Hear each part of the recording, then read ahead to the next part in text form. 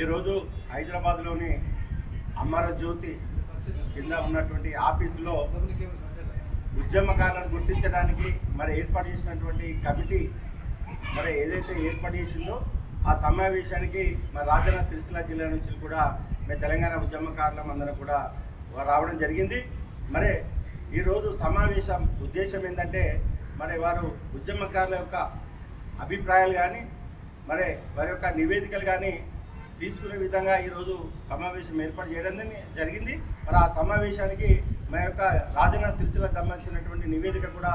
ఇవ్వడం జరిగింది. ముఖ్యంగా మరి జిల్లాలో ఉన్నటువంటి ఉద్యమకారులు అందరూ కూడా మరి కేసులైన వాళ్ళు కావచ్చు, బయలుదేరి అయిన వాళ్ళు కావచ్చు, జైలుకి వెళ్ళిన వాళ్ళు కావచ్చు, మరి అమరులైనటువంటి కుటుంబాలను కూడా ఆదుకోవాలని చెప్పి కూడా ప్రధాన సమస్యలతో ఈరోజు మరి కమిటీకి నివేదిక సమర్పించడం జరిగింది. ముఖ్యంగా మరి ఈ కమిటీ ఏదైతే ఉందో మరి కాలయాపన చేయకుండా మరి తూతూ మంత్రంగా మరి ఏదో ఇచ్చినామంటే ఇచ్చినాం అని కాకుండా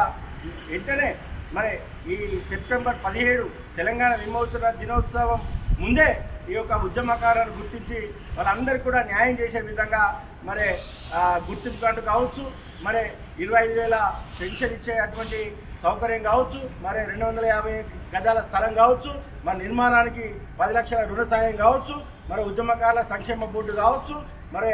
ఉద్యమకారులకు బస్ పాస్ లాంటి విద్యా వైద్యం సౌకర్యం లాంటి అవకాశాలు కావచ్చు, అన్నీ కూడా మరి సెప్టెంబర్ 17 తెలంగాణ విమోచన దినోత్సవం ముందే మరి అందరు కూడా గుర్తించి వారందరూ కూడా న్యాయం చేయాలని చెప్పి కూడా ప్రధాన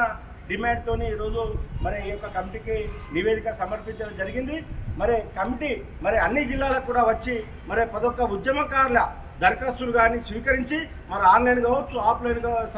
కావచ్చు, మరి దరఖాస్తులు తీసుకొని వాళ్ళందరూ కూడా న్యాయం చేయాలని చెప్పి కూడా మేము రాజన్న సిరిసిల్ల ఉద్యమకారుల పూర్వం పక్షాన మరి వారికి విజ్ఞప్తి చేయడం జరిగింది.